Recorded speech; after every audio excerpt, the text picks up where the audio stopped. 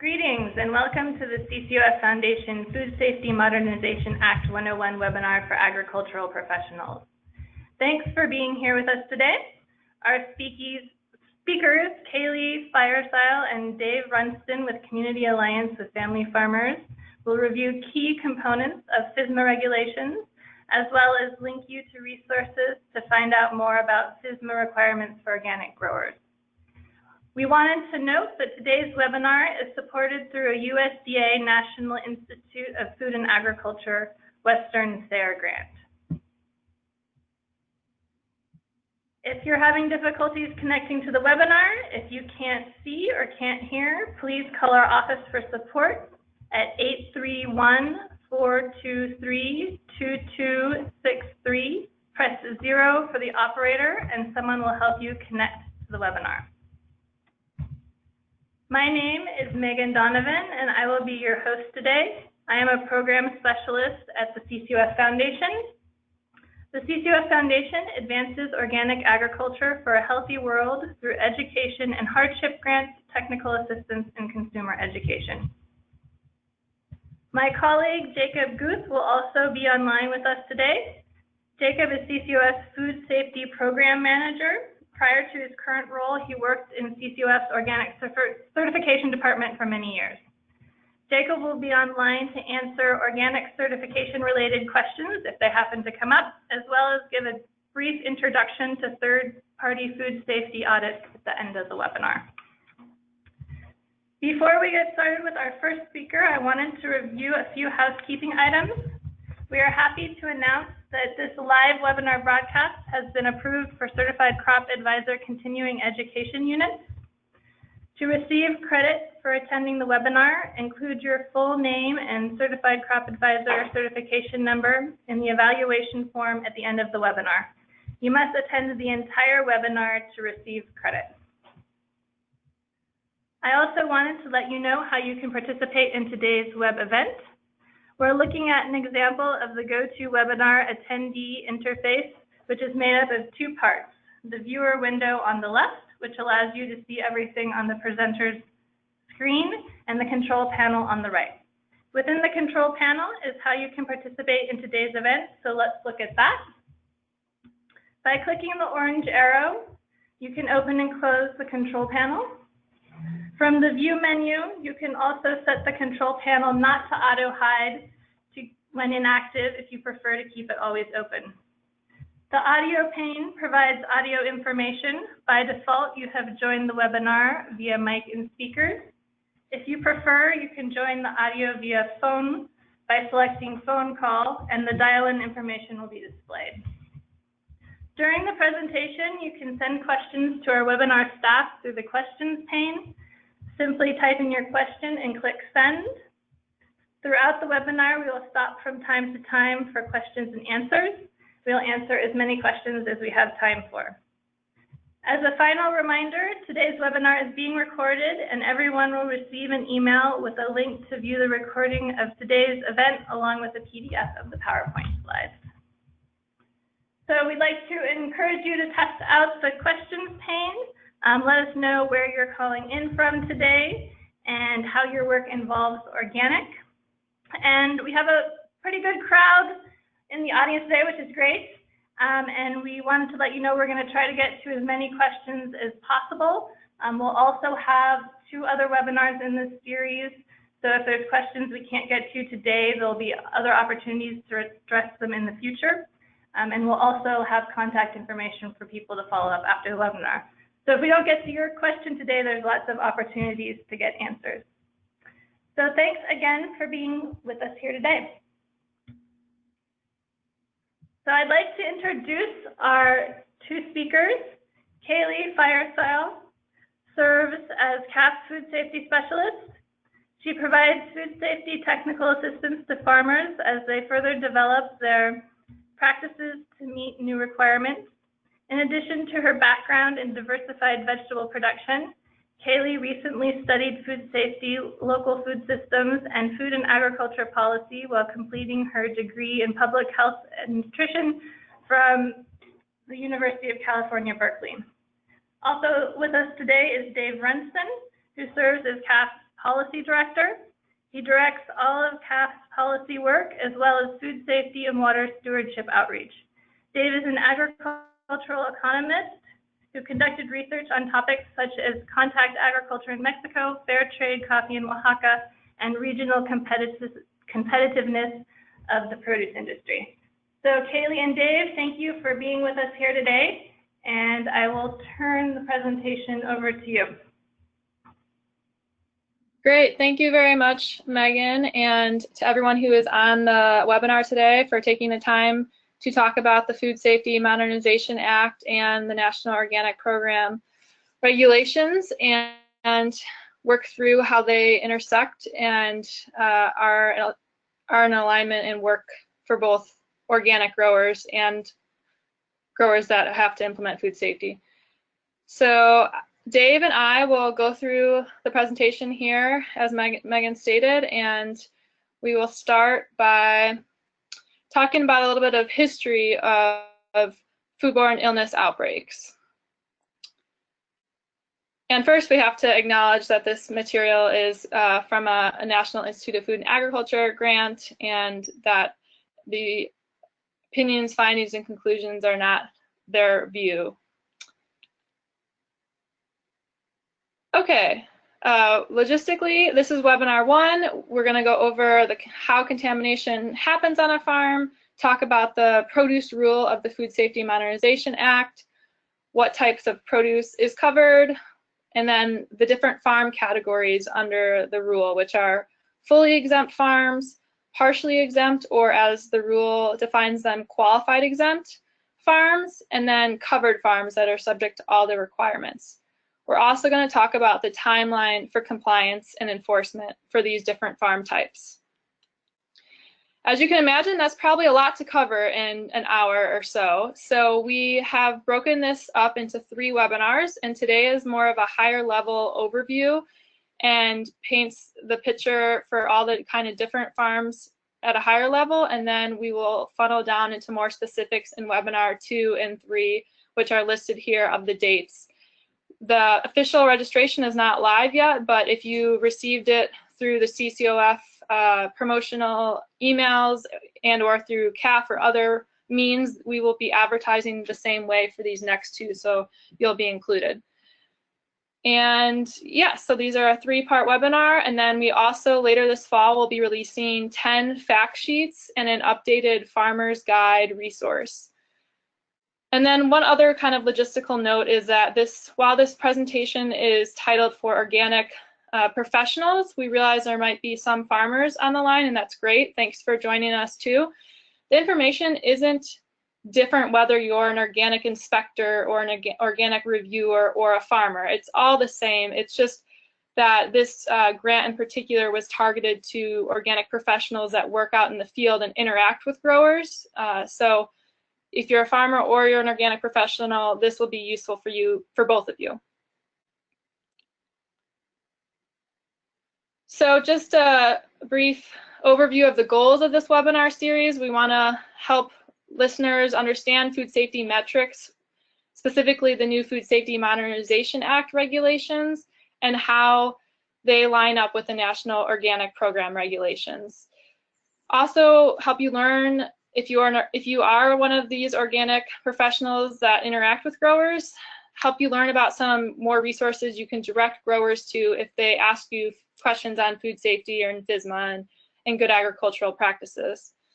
And then lastly, throughout all of this, we want this to be a forum and a two-way dialogue to have anyone ask questions or pose scenarios that you've encountered and are looking for some clarifying input in on how it all fits together, because this is all very technical and every farm is different. So there's not a lot of, you have to really tease it out what it all means for each farm.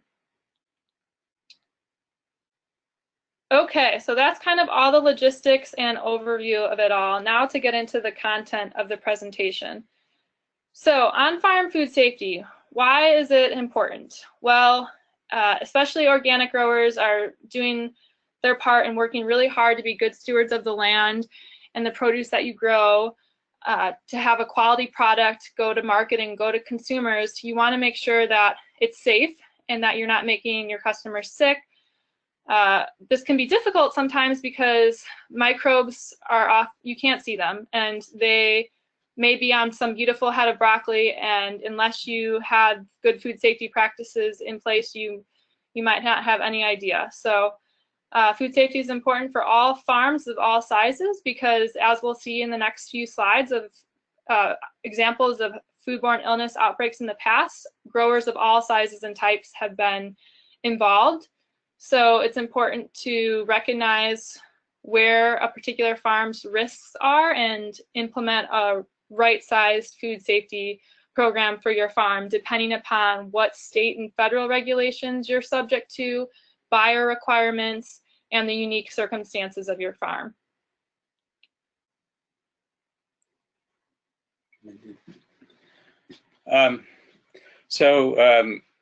FDA defines three main types of potential contamination of food. Physical contamination, where something that a worker has, or some machine or something gets into the product. There's plenty of examples, for instance, in some of these leafy green bags where pieces of animals swept up in the field have ended up in the bags and so forth. The second one is chemical contamination, and there have been some examples of that where some sort of pesticide that wasn't approved for a particular crop was sprayed and made people ill, or it could be some other chemical like a lubricant of something from equipment. And the final one is biological or microbial contamination, which is what we're going to talk about today. And this includes a whole range of pathogenic bacteria, things that FDA has defined as adulterants and that are not allowed to be sold on crops. So we're going to give you a few examples of this. Probably the most famous example was back in 2006, which was a very important example because it really led to the whole Food Safety Modernization Act. And at that time, E. coli 0157H7 was found in bagged baby spinach, led to over 200 people becoming ill and 3 people dying. FDA for some time had been telling the industry that they needed to pay more attention to this, and FDA shut down the industry at that point, the spinach industry, and they lost a considerable amount of money from that, and that really prompted action, led to the leafy green marketing agreement in California and Arizona, for example. Another example are outbreaks linked to water. Down in the south, there was problems. People were irrigating from ponds. This surface water was found to be contaminated with salmonella. Was being used in tomatoes, and they finally figured that out and stopped doing that. And some other examples were from water used in Guatemala, in backpack sprayers on raspberries. The water was contaminated with cyclospora and ended up making people sick. Another would be in Canadian spinach, Shigella, associated with septic tanks leaking and contaminating surface water that was being used in the crop. So water is a big concern. And we're not going to get to an extensive discussion of water until the third of these webinars because FDA is in the process of revising the water standard in FSMA. Then, of course, there are things related to workers. For instance, the green onions, which these women were sitting in the edge of the fields and putting rubber bands around the green onions and contaminated them, both with Shigella and then again with hepatitis A. Both of these were coming from the workers. California strawberries also had an example of a hepatitis A outbreak. just to give you an example of how worker health can be an extremely important part of this. And we're going to get to health and hygiene in the second webinar. And then we have animal access to the fields. The Food Safety Modernization Act basically does not require you to fence your fields, does not require you to exclude all animals from them and so forth, but it does require you to not harvest produce that has been contaminated by feces from animals or birds.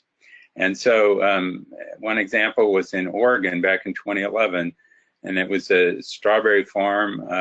They had a U-pick place on the farm. People came, harvested strawberries, took them to farm stands and farmers markets, sold them, and made a group of people ill. And it was basically traced to this deer that were entering. And this wasn't the first time that deer were found to be a source of E. coli 0157H7 in Oregon.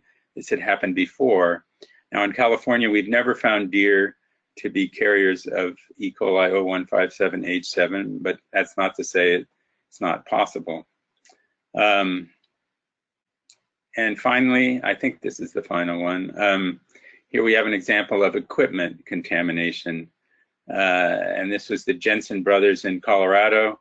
They were shipping cantaloupes there. Many people died. And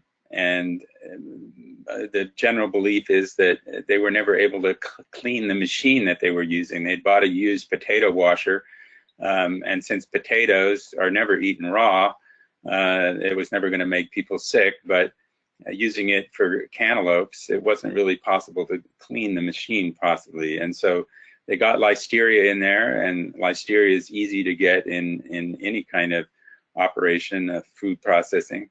And the farmers would actually face criminal charges. It was the first time the government ever brought criminal charges against a farm for food safety violation. And they pleaded guilty to this, had 5 years probation. So that's a cautionary tale. It's possible that you could be convicted. Oh, we have one more. E. coli again, 0157H7, with dairy lagoon water, and then this, what I mentioned before, the use of a banned pesticide, insecticide on watermelons back in 1985, made many people sick and killed 6 people. So there's many different ways that people can be made ill from produce, and so that's the basis of trying to prevent this from happening through the Food Safety Modernization Act. Great, Dave, thank you. So now we wanted to take a moment. That was a lot of examples and scenarios that were explained, and give a chance if there were questions from the audience for those to be typed in. Yeah, so feel free to type in your questions.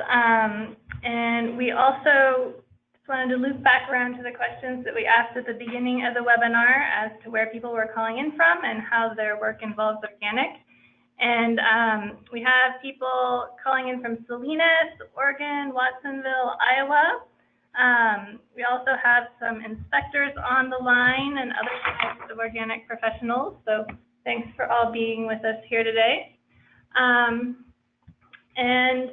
a question came in asking, is there a rule to verify the water? And I'm not sure if that's in terms of food safety or kind of what that means, but if you want to kind of.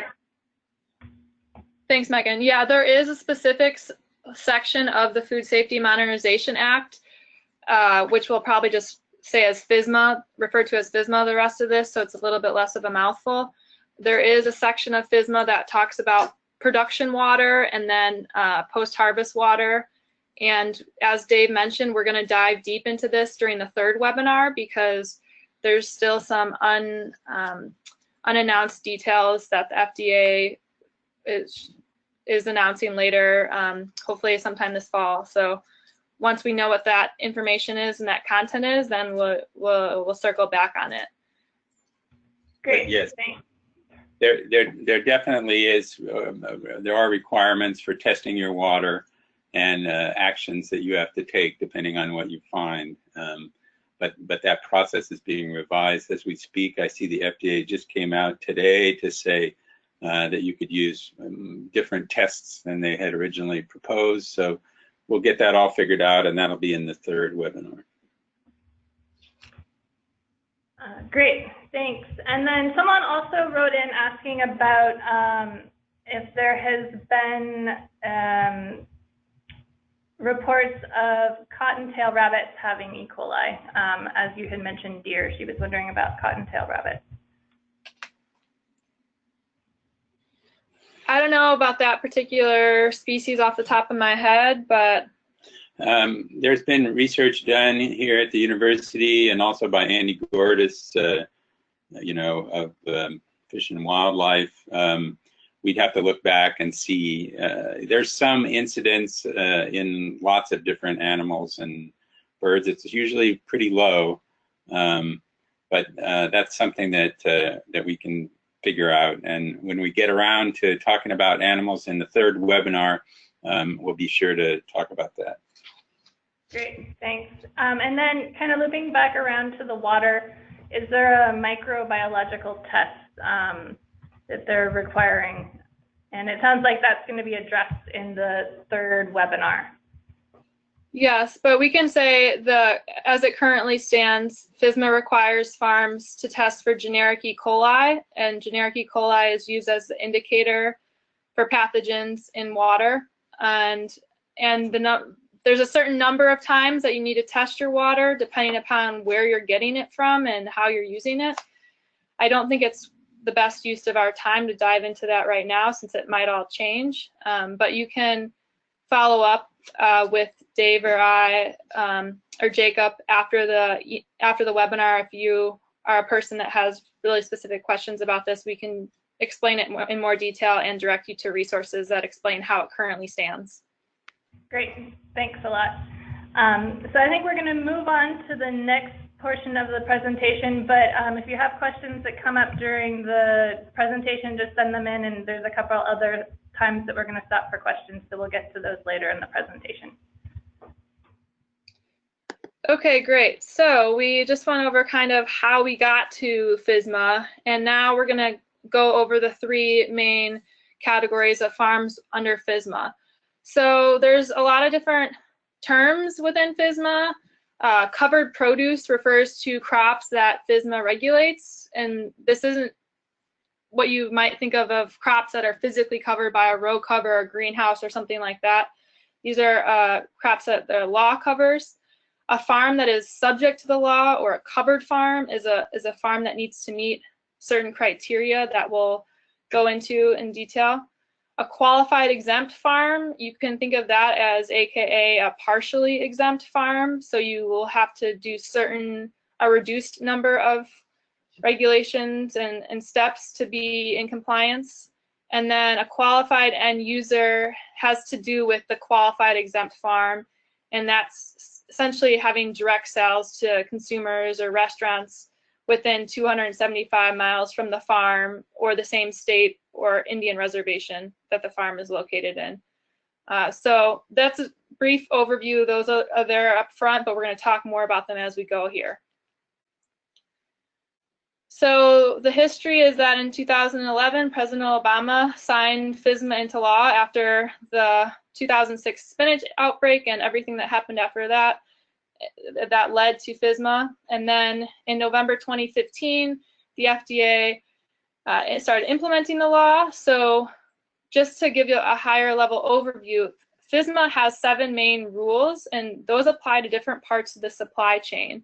So this isn't just something that affects produce farmers. This also affects aggregators and distributors and people transporting product, importers of product from other countries. So this goes all throughout the supply chain. This is just unique for produce farms because it's the first time there's a sweeping federal regulation that applies for food safety requirements for on-farm. So right now we're nearing the end of this regulation implementation phase of education and outreach and awareness, and it's not really the end. It's going to continue past 2018, but we're really been working on getting the word out to growers, and it's great that you all are on the line because this is just all what this is about right now. And then starting in January 2018, states will start enforcing the law on the biggest farms. And then we have this asterisk here that farms have an extra 2 years to meet the water regulations, and that might extend and be different from that even. We'll talk more about the timelines coming up. Okay, so an important part about all of the produce rule is that very few parts of it are prescriptive. So this can be frustrating for growers initially because they just want to be told how to be in compliance. Tell me the 3 steps for everything I need to do to be done with this. But really, there's very few prescriptive details.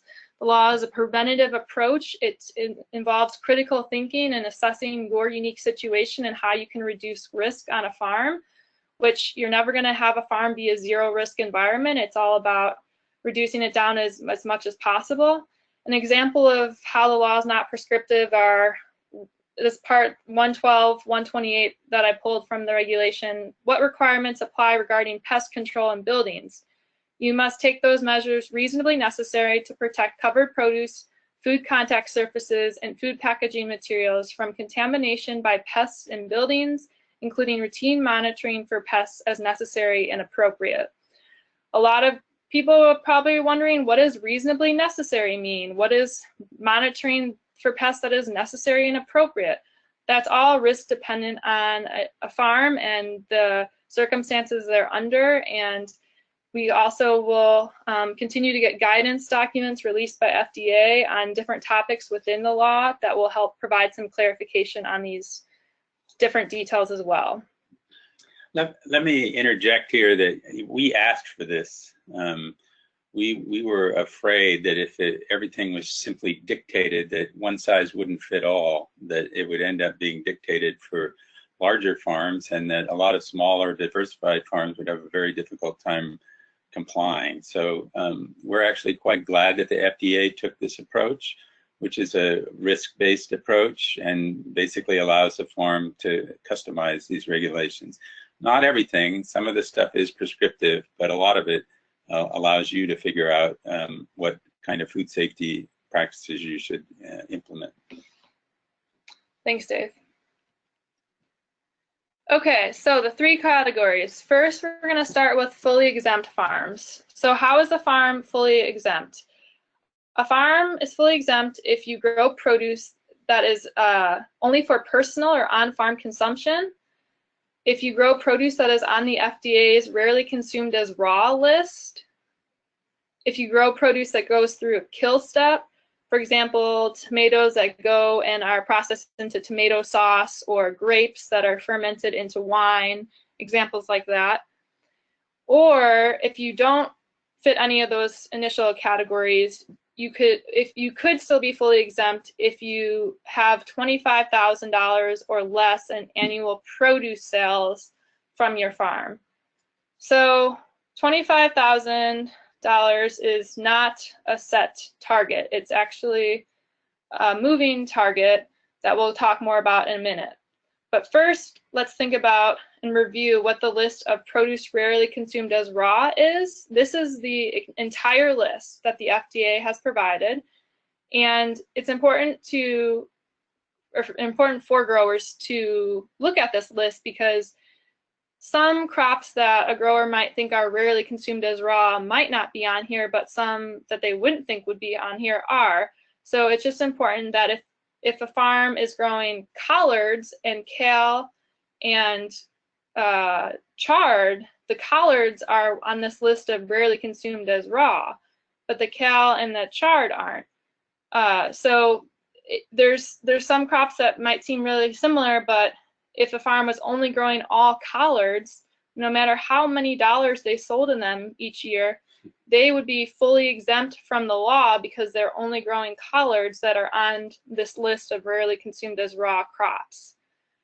A lot of diversified operations are not going to fit into this because if you have just one of the crops that is grown on the farm that's not on this list, then it doesn't matter. You're not a fully exempt farm. You have to have all your crops be on here, then you could be fully exempt.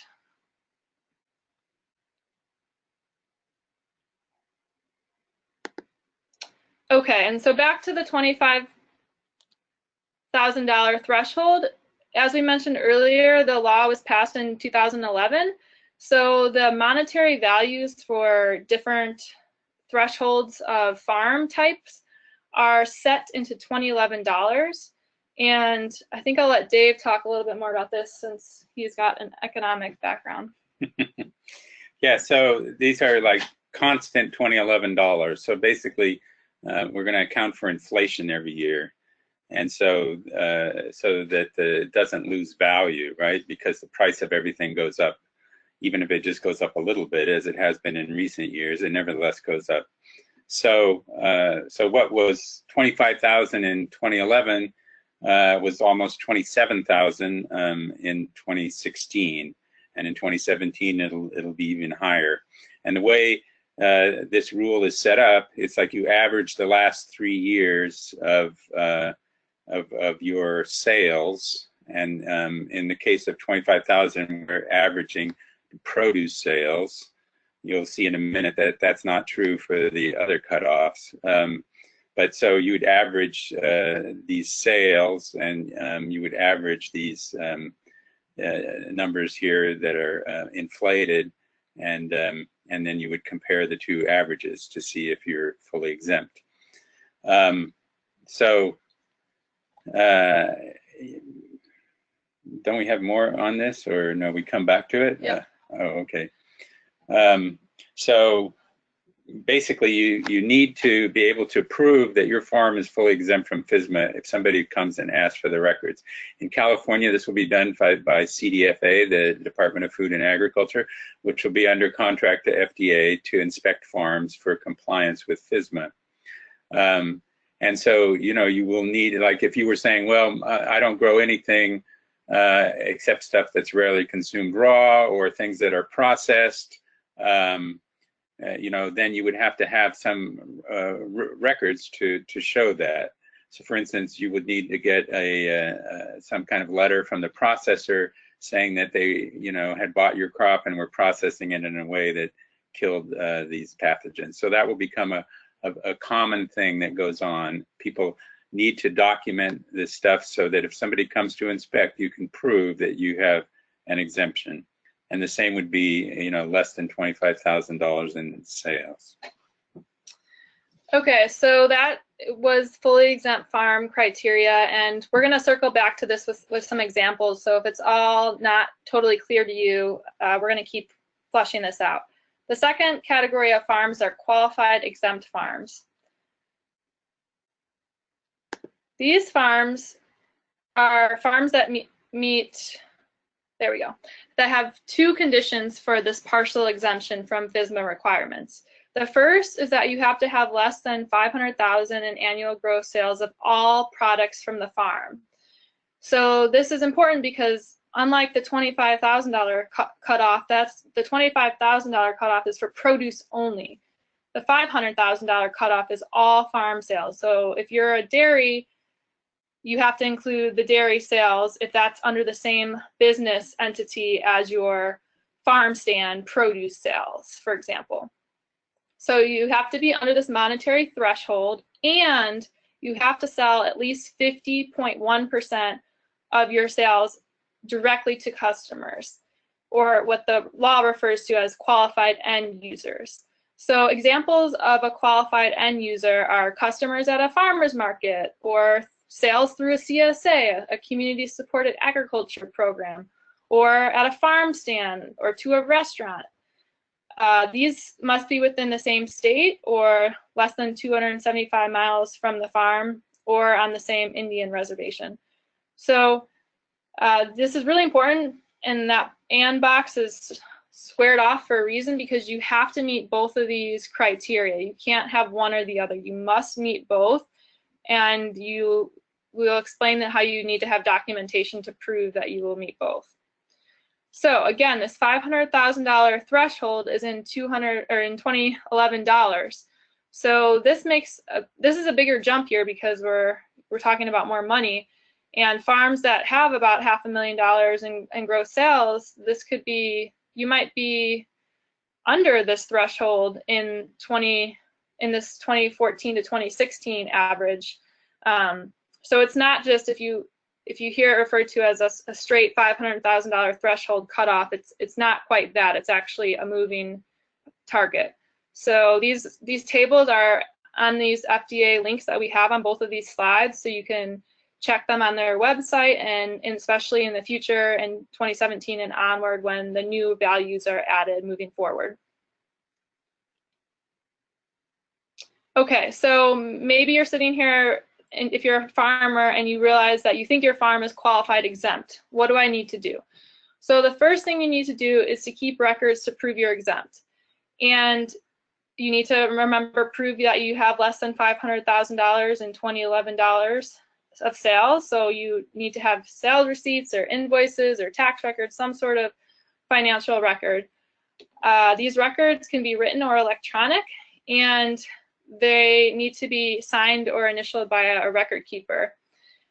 And you can store them off-site if that's necessary, but realize that in California or in other states, if the FDA is the inspector, you would have 24 hours to have the records available to an inspector asking you about FSMA. Importantly, the law mentioned that you needed to start keeping these records in March of 2016. So if a farm is learning about this for the first time right now, hopefully they can go back and curate these records together, and they'd have access to most of them anyways, and get them all organized and in one place and ready to go moving forward. The second thing you need to do if you're a qualified exempt farm is you need to have the full business name and address of where the food was grown at the point of sale. So if you sell your broccoli and other crops through a CSA box, that box needs to have your farm name and the farm business address, whether or not that's the physical address or the PO box address on the box for the customer. If you drop off boxes at a local grocery store and they turn around and put it out on the shelves right at that grocery store, you would fulfill this by having your name and address on the box that goes to the store. You don't need to have the store post your name and full address for the customer to see. It just needs to be for the store. And other examples that we have listed there. The third thing you need to do is to have a record that you have annually reviewed your FSMA status and that you have verified that your farm is still a qualified exempt farm. So this would be, annually going through and checking your financials that you're under the 500,000 and that you're selling at least the majority of your sales to a qualified end user. And then lastly, just because your farm is a qualified exempt farm, that doesn't mean that you will be that way forever. You still need to comply with these record keeping requirements. And if your farm is involved in a foodborne illness outbreak, the FDA may revoke your qualified exempt status, and that could be possible. You need to realize that. So for all farms, no matter what your FSMA status is, you are prohibited from putting contaminated food into commerce. This is often referred to as adulterated food. So that's just important to know that every farm needs to make sure they're not putting contaminated food into the marketplace. Yeah, so these pathogenic bacteria that we were talking about earlier, those are all considered adulterants by the FDA. So if something from your farm ends up in a grocery store with something like that on it, then you put contaminated food into commerce, and the Food, Drug, and Cosmetic Act, which has been around quite a long time, prohibits that. Okay, and so then for the qualified exemption, your timeline for this is slightly later than 2018. If you have between $250,000 and $499,999 in sales, you would have until January 2019 to have the 3 different records and business and farm name posted, all of that what we just talked about. And if you're in the lower tier, you have until 2020. But really, these are pretty simple tasks to do, and you know, having your farm name where your produce is important for marketing and other business practices. So these should be something that qualified exempt farms are able to put in place.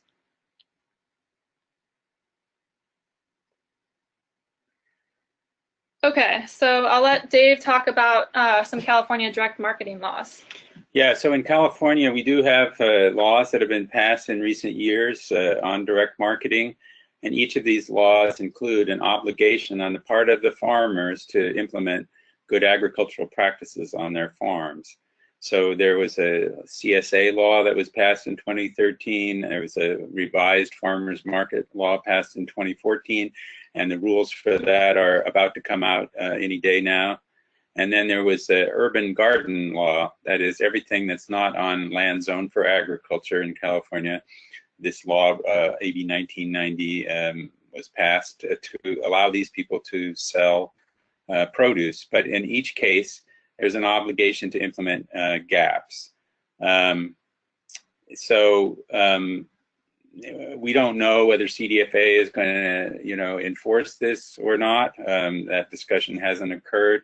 It's conceivable that as they go around and inspect farms, if they discover that somebody has an exemption or a qualified exemption and are selling obviously directly to the public, they may want to see that people have actually implemented food safety practices on the farm. That was the idea of this, was that every farm growing produce would implement food safety practices appropriate to the farm, even the very smallest farms. Of course, you know, the buyers may still demand, you know, some sort of third-party audit or a food safety plan or some proof of this. There's a possibility going forward that you may not be able to get insurance if you don't have this. And so we have always encouraged every farm to develop a food safety plan.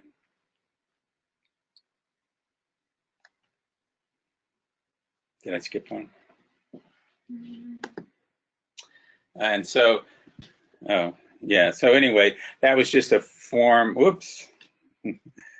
That was just a form that you fill out if you're applying for a CSA status in the state.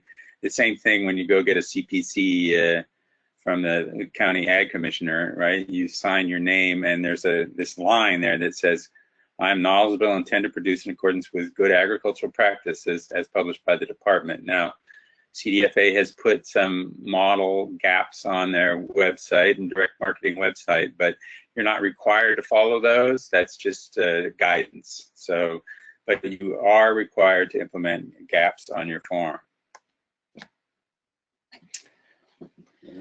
So what are gaps? And I just want to also say here that while this focus of this webinar series is FSMA and the federal policies, we're bringing in a little bit of state level in California, and there may be some other state level specific laws in other parts of the country, just to kind of paint the overall picture of a farm has to figure out what FSMA means for them, what state level laws mean for them, and what buyers are requiring. So what are gaps? Gaps are good agricultural practices, and they fall into 5 main areas of focus: water, employee training, land use and animal access, equipment, tools and buildings, manure, compost, and chemicals. So as we mentioned earlier, with the different examples of foodborne illness outbreaks linked to various of these, all of these focus areas, these are the main areas where a farm can understand their practices in these areas, and then where the risks are and how to reduce them. So this is just the fundamental food safety kind of outline and approach that all farms should take, no matter what regulation says for them. Okay, and now we're going to review what the last category of FSMA farms are, which is fully subject farms. So based off of what we talked about already, A farm would be a fully subject farm if their 3-year adjusted average gross sales is greater than $500,000 in 2011 adjusted dollars, and or if they sell less than $500,000 in adjusted average gross sales, but they do not sell at least half of the majority of their sales to a qualified end user. So some examples for this are, you know, maybe a small strawberry grower sells 50,000 in strawberries every year, but sells them to a local packing house, and they go out onto the wholesale market. So that would be a farm that doesn't meet the second criteria of selling at least 50.1% of their sales to a qualified end user. We'll go through some more scenarios. But if a farm is fully subject, slide's having some trouble advancing. We're on the covered farm requirements right now. Okay, I see that. Thanks. So a covered farm, this is a brief overview of it, but you would need to have at least one supervisor or responsible person complete an FDA approved training. And right now there's one FDA approved training offered through the Produce Safety Alliance, or the PSA. So you would have at least one person from the farm go to this 8-hour course and then learn all about the different areas of risk that you can reduce. And you get a big binder that has all of the slides that are gone over during that presentation. And you get a certificate that you would keep on file if you were ever, you know, inspected. You would want to make sure you had that for inspectors. Excuse me. And CAFF will be offering these PSA trainings later in 2017 and onward, and there's lots of other groups that are offering them as well. I believe on our resources page at the end, we have the link to the Produce Safety Alliance, where you can go to their grower training, upcoming grower training list, and you can see all of these grower trainings offered throughout the country and all the upcoming ones. Okay, so there's that main training requirement of the PSA training for covered farms, and then also FSMA has specific requirements in record keeping, for worker health and hygiene, for natural resources, for your inputs on your farm, for water, and for harvest and post-harvest. We're not going to dive into those today. We're going to go over those in the second and third webinar. But the bottom line is that this is a process, especially for a farm that's new to food safety. So I encourage all growers on the line and people who interact, professionals that interact with growers that are new to FSMA and food safety, to tell them to get started. And really, you got to make a lot of small changes to have those add up and make your big changes that you need to have done.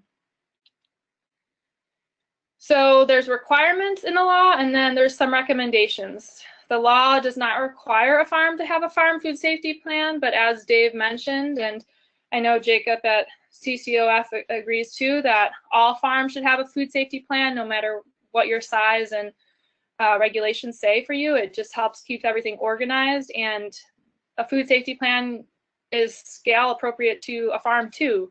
A small half-acre farm is probably not going to have a 100-page food safety plan. It's just going to go over what's applicable for that farm. We have some templates for for a food safety plan, different parts of it in English and Spanish on our website, and there's lots of other organizations and resources out there for this. And then secondly, FSMA does not require a third-party food safety audit. However, that's for the grower level, for the produce rule. For a different part of the rule called the preventative controls rule, which is what distributors and facilities have to abide by, buyers, they have to meet something called the supplier verification. And there's a number of ways they can do that. They could go visit their farms, they could get written documentation, they could look at their food safety plan. One other way is that they ask farms to provide a third-party food safety audit. So That's kind of an area of confusion, and we can talk more about that if people would like.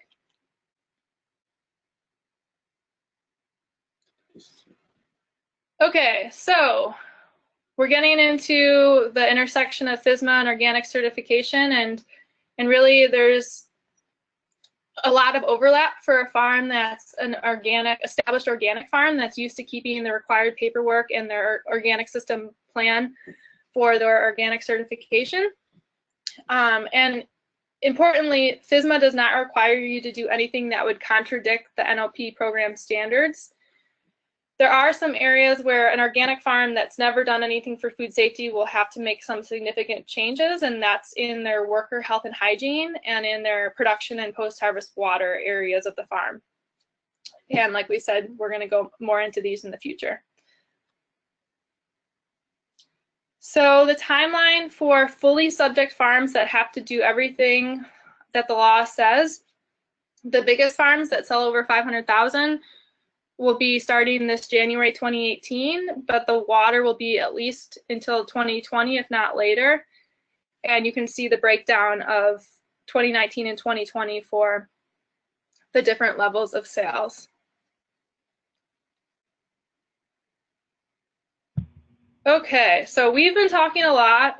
That was a lot of information, but Megan, I don't know if you have any questions you want to relay to us, or if we should keep going. Yeah, we've had a number of questions come in, so we'll get to those. And also, just for the audience, if you'd like to write in and let us know kind of what FSMA category you think a lot of the growers you work with fall into, that would be great too. We'd love to kind of hear who's in the audience. So one question that came in is whether there is an interagency document, FDA, USDA, National Organic Program for food safety and organic certification. So kind of like this cross-departmental document. And Jacob, feel free to jump in if you like on this question too. Yeah, I don't think, there's not a document that I know of that's like an official interagency NOP FDA document. I know that the heads of these agencies and their staff work closely together to make sure that there's some coordination, but in terms of NOP and FDA, not at this time. Okay. Yeah. Thanks. And then we also got a couple of questions coming in about the qualified exemption, and one of them was just to clarify that, or asking whether it's based on sales and not the crops you produce.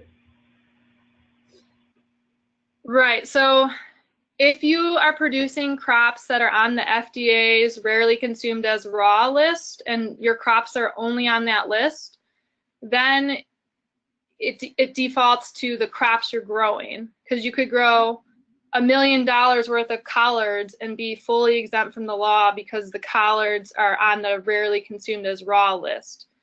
However, if you grow $100,000 worth of collards and $100,000 worth of broccoli, now all of a sudden you have a crop that's not on the raw list, so you have to look at the total dollar sales. So you'd have $200,000 in sales, and then you'd have to say, okay, I'm over the $25,000 fully exempt threshold. Now I'm under the $500,000 qualified exempt, but do I sell the majority of these $200,000 worth of crops to the qualified end user?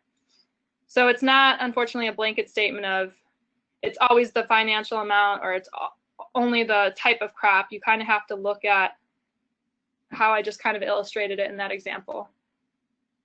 Okay, thanks. So it sounds like it's something that you really kind of have to look at what you're producing and how that fits into the FSMA rules to figure out where your compliance is. Correct. Okay, good. And then we had another question related to the qualified exemption, just asking kind of where that $500,000 mark came from. Like, why did they choose that number instead of another number? It was just a politically negotiated number. I think we proposed $1 million, but the consumer groups thought that was too high and opposed that, and so 500,000 was a compromise. The 25,000 was also a compromise. The consumer groups were concerned that small growers in developing countries like China or someplace would escape regulation if we set that number too high. So 25,000 was a political compromise. Great, thank you. And then we had a question come in that says that organic farms already keep extensive records. FSMA will require new sets of records, and they do not overlap. Is CAFF working on organic record keeping sheets for organic farms to help them keep two sets of records?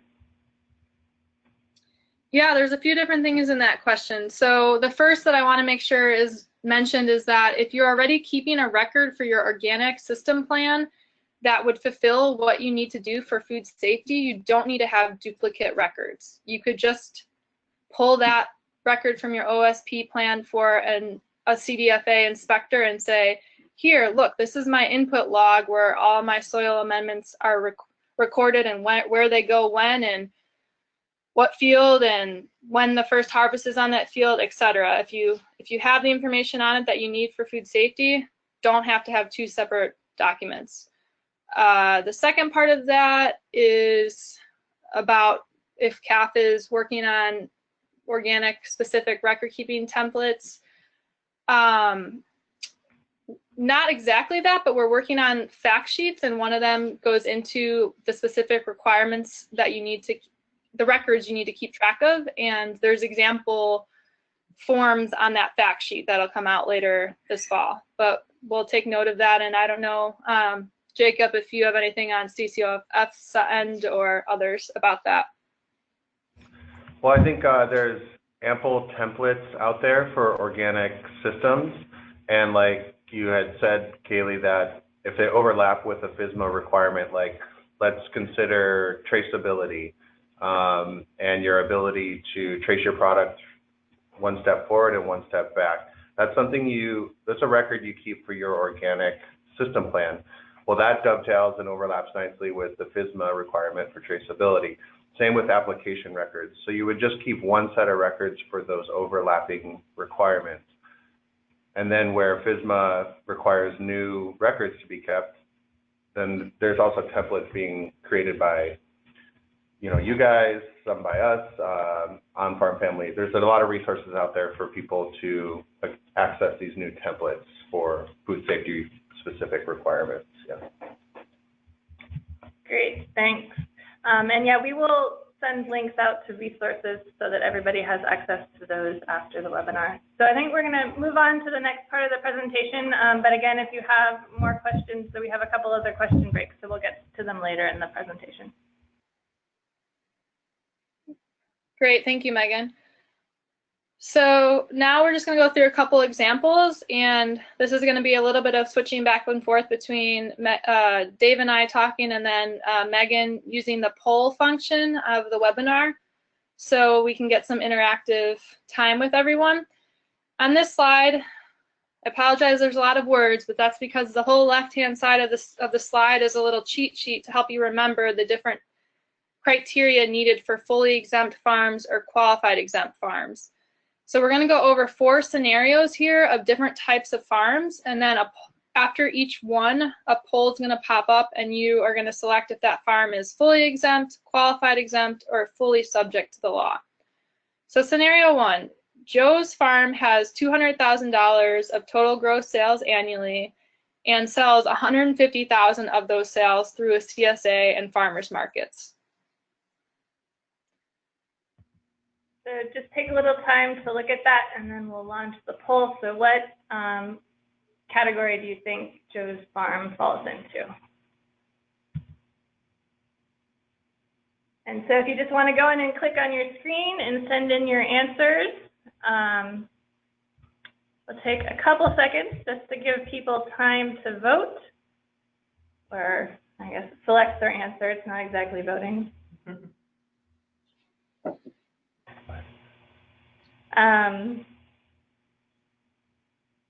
So, all right, I think we got a good number of answers, so we're going to close the poll. And you can see what what the answers are there. Okay, great. Thanks everyone for your participation. And the 73% of you that said qualified exempt are right on there in that this farm is meeting the qualified exempt because they have under the $500,000 of food sales, and they sell at least half, or the majority of their sales, which is over $101,001 to a qualified end user, which is the CSA and farmers market. Okay, so scenario number 2. Tara's farm has $100,000 gross annual sales, and $80,000 is made by selling strawberries and tomatoes to a distributor. The other $20,000 is from farm stand sales of strawberries and other vegetables. How about this scenario? Take a moment.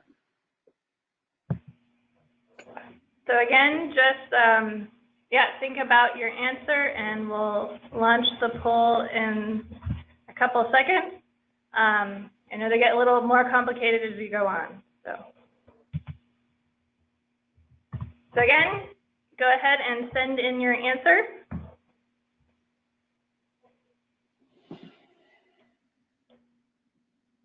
You can't see the question when the poll comes up. We'll take a couple more seconds and then close the poll. So I think we're good. And here you go. Okay, good. So this one's a little trickier, and excuse me. So 100,000 is significantly below the $500,000 threshold. So Tara's farm meets criteria number 1, but criteria number 2 is at least 50.1% of the sales to a qualified end user, and selling 80,000 to a distributor does not meet that. So Tara's farm would be fully subject to all of FSMA, as half of you selected. So the monetary thresholds can be really confusing because you really have to know where the product is going, and this is probably going to be a little eye-opening for some smaller farms that sell to distributors, because they're going to be subject to the same, all of the requirements that bigger farms have to abide by, and that's just the way the laws is written. Okay, so let's move on to scenario number 3. This is a farm, Jenna's farm, which has a large CSA with 600,000 in annual gross sales. Oh, sorry, there's 600,000 in annual gross sales, with 580 of that from the CSA, and then the other 20K is from sales to restaurants. So what do you guys think for farm, FSMA farm category? Again, so kind of look at that. You have more variables to add, and let us know what you think Jenna's farm falls into.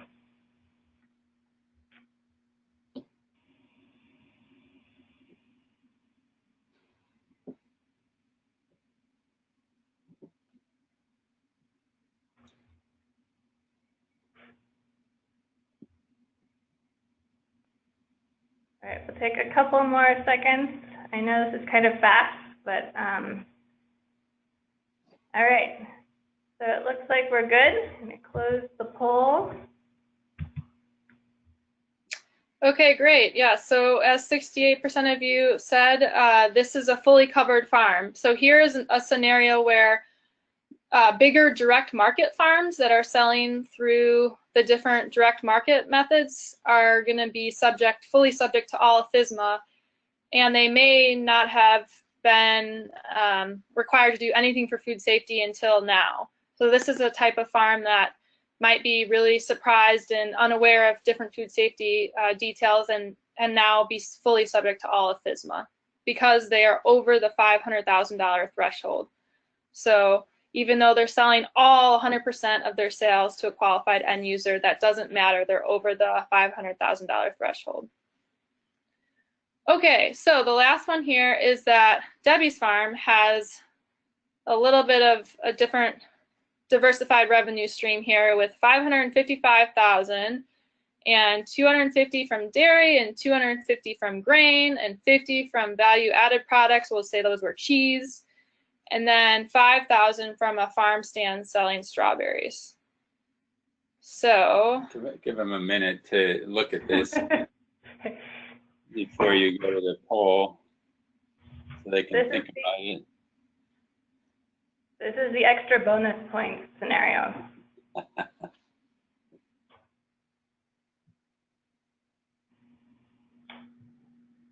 All right, so we're gonna launch the poll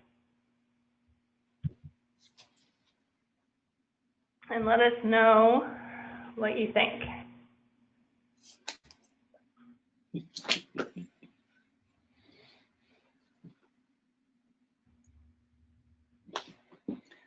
everybody a little time to vote or send in their answers. Let me talk about this one. This is something we worked on a lot and couldn't solve. All right, so I think we're good. We're gonna close the poll on our super difficult question. Well, the 46% got that right.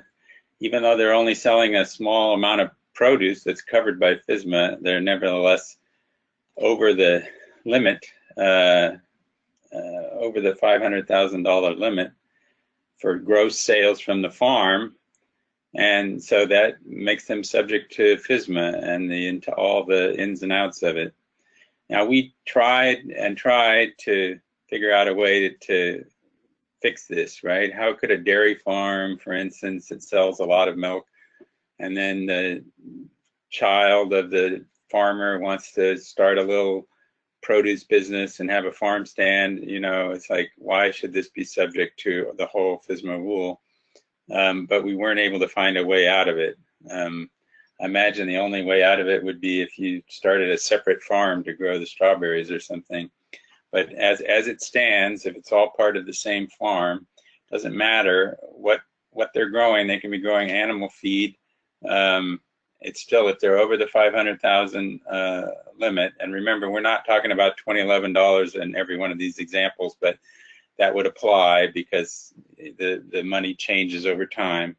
But if you're over that cutoff, you're fully subject to FSMA, no matter what you're growing. If you're growing some crop that is subject to FSMA.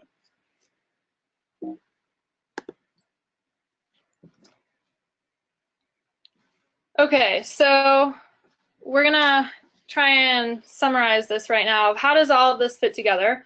And this is gonna be centered around farms in California, but this applies elsewhere as well. So farms in California, as we mentioned, all farms must implement gaps on the farm. That's just part of our direct market laws here, and what various organizations and agencies recommend. And then of that group of farms, so say, you know, in a different state, all the farms in Minnesota, say some of the farms in Minnesota are going to be fully exempt farms, and some of the farms are going to be qualified exempt farms under FSMA, and some of them are going to be fully covered farms. And these sections are not to scale necessarily. And then after FSMA, some farms are going to be required to get a third-party audit by buyers, or maybe they want to do it just internally, or they're self-driven to do it. And then all these different types of FSMA category of farms are also involved in organic regulations, because farms of all sizes are organic. So that is also overlaid over this. And then if farms are doing any value-added products, there's all sorts of different state and federal laws for those farms doing that practice as well.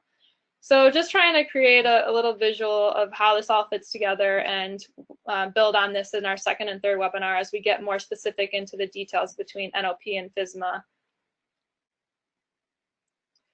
Again, we'll have our second webinar in November, which will talk about certain obligations of fully covered farms. We're going to divide up, as we talked about. There's a number of different categories for fully covered farms. You know, compost and manure use, and worker health and hygiene, worker training, water. So we're going to surface. So we're going to cover different topics in November, and then we're going to cover water and manure later in January, when hopefully there's a little bit more clarity on specifics on that front. So we'll pause there if there's any other questions before I believe we'll move on to Jacob's presentation. Yes, that's correct. And we have had a couple other questions come in. We also had some people write in saying that most of the growers they work with are in the certified exempt category. Sorry, Megan, you mean qualified exempt? Yes, sorry. Apologies for that. So we had someone write in that says, if a farm is a brand that also sells items that are private labeled from other manufacturers, do they count towards the 3 years of sales? For example, a jam that is not from produce on the farm, or that may be or made by the farm company, but now has a label on it that names the farm brand. Well, the farm is a business. If on your tax return, these sales count as sales from your business, then that's gross sales from the farm. So it's really a question of how the business is structured and you know, which things count for what. But we're talking about the farm as a business and the gross sales from that business. So if that operation is, I'm not sure I caught every detail of that, but if, say, they take ownership of that jam, they pay whoever for it, and then they resell it and they own it, then that would be sales under their business. Great, thanks. And then we had a couple questions come in regarding more trainings for service providers, as well as are there going to be similar webinars on the preventative controls rules? Well, on the preventative controls rule, if people are asking specifically between the intersection of the preventative controls rule and organic regulations, such as like organic handlers regulations and things like that, CAFF currently doesn't have that on the docket planned. I don't know, Jacob, if there's anything at CCOF. Not so much yet. We're working on the produce rule trainings that we're going to roll out in 2018, and then I think we'll start to look at preventative controls and how we can educate people. Yeah, and that's definitely a good idea for the future. Yeah. So. Well, I think, Kayla, you're going to do a preventive controls training, aren't you? I'm going to. You're going to? Yeah. Pretty soon? Yeah. Yeah, so Kaylee will be a resource to ask questions about preventive controls.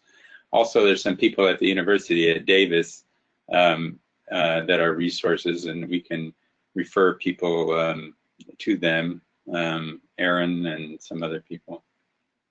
Yeah, Erin DiCaprio, she works as a UC Extension agent on small farm processing, and she's an expert in the preventative controls rule and small farm settings, processing settings. So there's a training for that at UC Davis next week, actually. There might still be availability. It's called the PCQI training. And then to get back to the earlier question about more trainings, I don't know if that was referring to specifically preventative controls trainings or if it was referring to FSMA and on-farm produce food safety.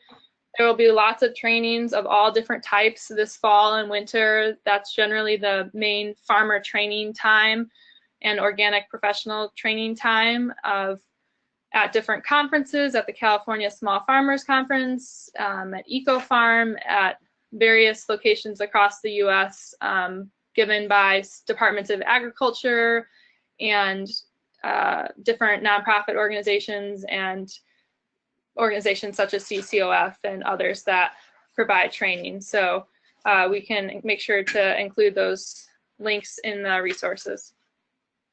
Yeah, definitely. We'll link people to the upcoming trainings. And as you can see on the screen now, there's a good list of resources that CAFF has provided. We had another question that just kind of wanted a clarification to say that it's correct to say that a farm that is selling $300,000 in collards and $10,000 in kale to a 51% direct to consumer market are qualified exempt, that if they're selling $300,000 of collards and $202,000 of kale to a direct consumer market, if the 51%, they're fully covered.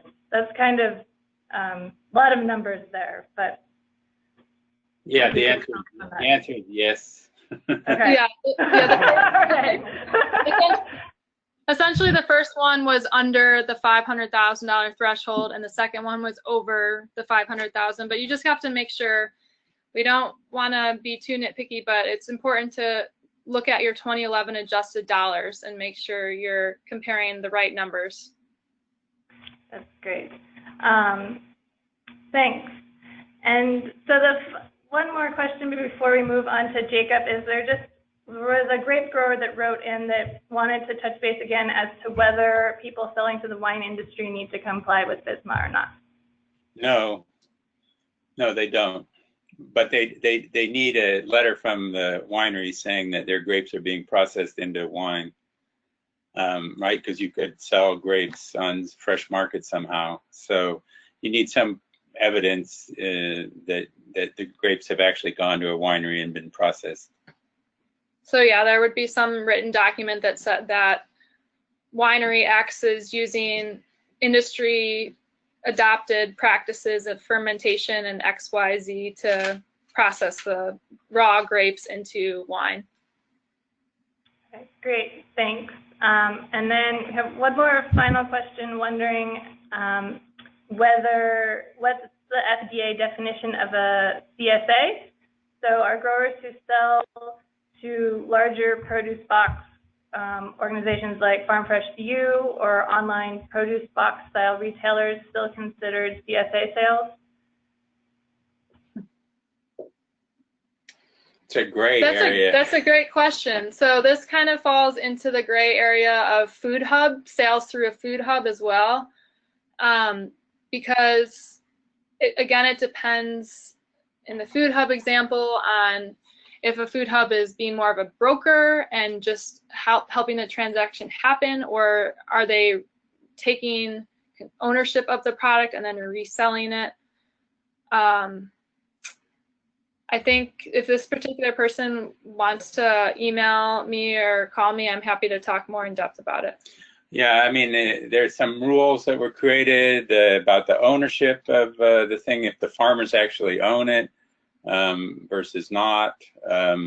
But, you know, it's never been completely defined by FDA. We've requested guidance on this, and I don't think that there's ever been any guidance actually finalized on at what point does a, you know, food hub or a box scheme or whatever qualify essentially as a group CSA. A group CSA would be just like a regular CSA in some sense. But anyway, there's no obvious answer to this. There has been clearly stated that if a farm is having direct internet sales of, you say they're selling flats of strawberries online or something, and then that is allowed, you know, internet sales is considered sales to a qualified end user if the farm is doing it with their own product. When there's another step in that process between selling it to a different farm for them to sell online, we are hoping for some more clarity on. Great, thanks. So Dave and Kaylee, thank you. That was a really great overview of FSMA and a lot of, you know, making clear the endless moving parts. So thanks a lot for that. And We'll loop back around with you for questions after Jacob's presentation, but we're going to move on. And Jacob, you're welcome to take the lead. Thanks, Megan. And thanks, Kaylee and Dave, especially for going into the qualified exemptions and the kind of the weeds about how who complies with FSMA. Since FSMA's rolled out and the produce safety rule's been finalized, I feel like that's some of the most complex questions I get is whether or not a farm needs to comply. Okay, well, my name is Jacob Guth. I've been here at CCOF since 2007. I started off as a file reviewer and certification specialist in our grower department. It's now called the farm department. Shortly after I arrived, I was assigned to the food safety beat, I guess you can call it, and was required to monitor food safety metrics that were being created in response to the 2006 E. coli spinach outbreak here on the Central Coast. I slowly started to integrate, doing farm inspections to get me out of the office, and now I currently manage CCOF's Global Gap Food Safety Program. But yeah, I'm basically just here this afternoon. I wanted to provide some perspective on how audits, and specifically third-party audits, play a role in helping people comply with FSMA and just kind of what their role is in the current food safety landscape. And yeah, just since many of you are inspectors of CCOF, feel free to hit me up with any questions or refer growers to me directly. Wholesalers, distributors, and buyers, they're increasingly requiring assurances that their suppliers are using good ag practices, good handling practices, or GMPs, good manufacturing practices. And Kaylee and Dave touched on some of these, but the assurances can come sometimes simply from the grower or the producer saying, look, I have a food safety plan, and the buyer will accept that. And that's great when that happens. Sometimes they'll ask to send over the food safety plan so the buyer can review it. Some buyers will go out to the farm and conduct their own audits, and we kind of consider these second-party audits. And then the way to get another set of eyes on the whole program is through having a third-party audit to any one of the various standards or schemes out there. Schemes are generally grouped into what people, I think, in the industry consider like GFSI and then non-GFSI benchmark standards. And some of the non-GFSI benchmark standards include the leafy greens marketing agreements, the USDA good agricultural practices and good handling practice audits. And then some of the GFSI benchmark standards include Primus, SQF, BRC, and Global Gap. So some of these third parties, they can be government agencies like state departments of ag or departments of public health. And then the other kind of major entities out there are independent certification bodies like CCOF, SDS Global, Cert ID. There's a bunch of CBs out there offering various services. And the CBs usually have to attain accreditation to administer the scheme. And buyers, I often joke that it's a buyer's world and we just live in it because they decide what standards they'll accept. And some buyers go so far as to only accept certificates from certain approved CBs. GFSI, it stands for Global Food Safety Initiative, and it's a global consortium made up of retailers, government agencies, academia, who all work to benchmark various private food safety standards that they kind of deem equivalent. And that's what equivalency and benchmarking are kind of synonymous. Most standards, both GFSI and non-GFSI, are undergoing efforts right now to harmonize with FSMA requirements.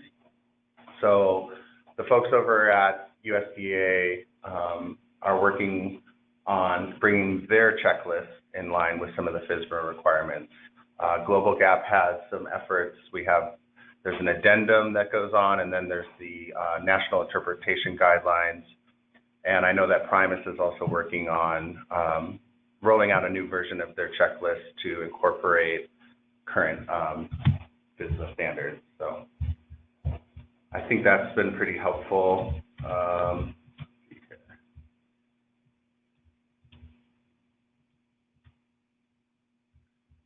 Yeah. So yeah, compliance with food safety requirements is a very real challenge out there, but I feel like certified operations are well positioned to get that compliance. There's some additional risk assessments that people need to complete. There's templates out there for those. There's policies they need to document, procedures to write out that might be new, trainings, and then of course records. But I feel like certified organic producers they're used to audits, they're used to regulatory schemes and regulatory systems. And if they look at food safety as adding on these component systems to their already existing system, I feel like it's a more digestible compliance or certification to take on. That's kind of about it. I mean, I had more, but I feel like we could open it up to questions and just be here for as a resource for people. Sounds good. So thank you, Jacob. If people have more questions about third-party audits or any additional questions for Kaylee and Dave, feel free to send them in. We did have one question come in that recognizes that they're going to talk a little bit more about worker health and hygiene and water in the upcoming webinars, but could you just kind of highlight a couple things in the worker health or hygiene areas that people might want to or are going to have to consider? Sure. Well, the one main one that we mentioned already was that if you're a fully covered farm, you're going to need to have at least one person that's a responsible party or supervisor from the farm attend the PSA training, the grower training, which is held in different parts of the country. It's a full day-long training. You can find the upcoming lists of trainings if you Google PSA grower training, and then you go to the left sidebar and it has like upcoming grower training listed there. And that's one main area where you have to go to that training if you are a fully covered farm. There's no other option at this point. And then there's also it's not just you going to the training from your farm, you then would need to make sure you go back to the farm and you train your employees on different topics on the farm so that they are only working when they don't have symptoms that they have a foodborne illness, and that they are trained to not harvest crops that have been contaminated, etc. And you need to document that. So I'm doubtful that any real inspections are going to occur until the end of 2018. So I think people have all of 2018 to come into compliance. If they're a larger farm, and over $500,000 is not all that large. So yeah, so people have some time to take this PSA training and then train the workers and implement a variety of these kinds of things.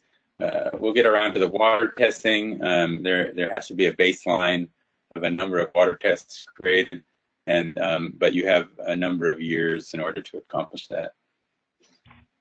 Great, thank you. And then just to clarify that it's an actual employee of the company that needs to take that training, not a consultant.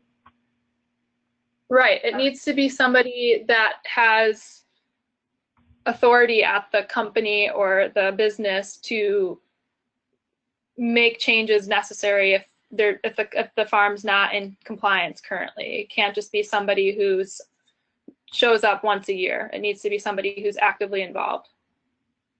I think it could be. I think we had this discussion, and it could be a consultant if the consultant is there all the time and is readily available if an inspector came, that sort of thing, right?